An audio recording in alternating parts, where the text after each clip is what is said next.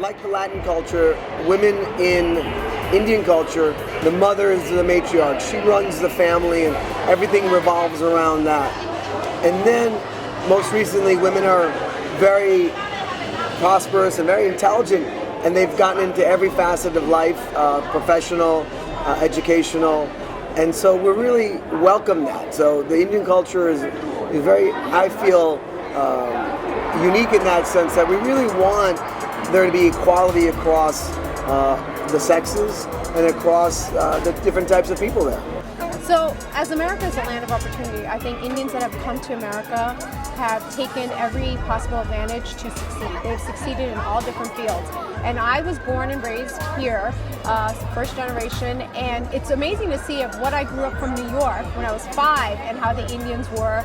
You know, these were all first-time immigrants settling, you know, parents working double jobs, triple jobs, where now here I am at my parents' level, and here I'm a successful physician, and I feel like what a difference from how I grew up to what my parents had, you know. And America gives the opportunity for us to succeed in every field possible, and it's nice that Indians have taken that and they've tried to even mainstream it into, you know, adapt American culture into their own culture.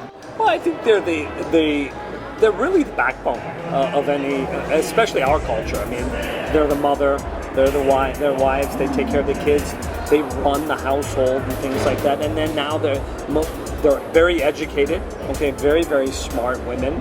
And like Dr. Parikh had alluded to, I mean, as far as the female goddesses, I mean, we have a female goddess, which is the only religion in the world to have that. So we have that respect from the beginning.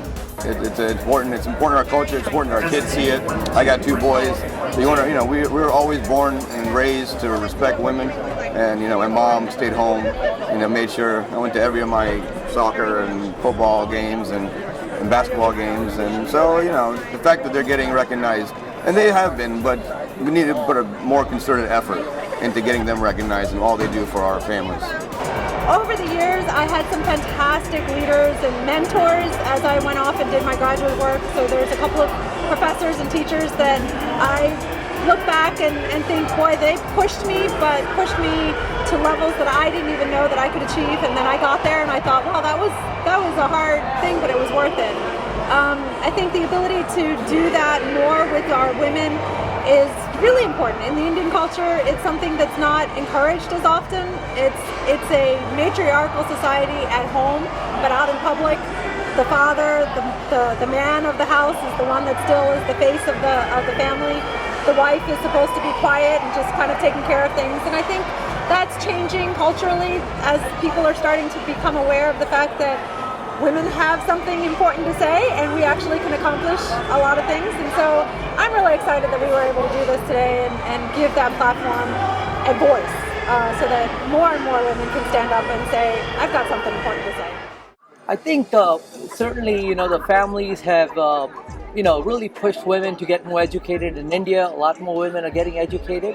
And that's something that my wife, for example, she was the first doctor in her family. I've been the first physician in my family. So there's a lot of push where we want our women to be more educated and become more successful and take on positions, whether it's corporations where they're becoming more powerful CEOs. But it all really starts off at the family and the expectations of saying, we want you to be more educated and really, not have any hindrance into their accomplishment.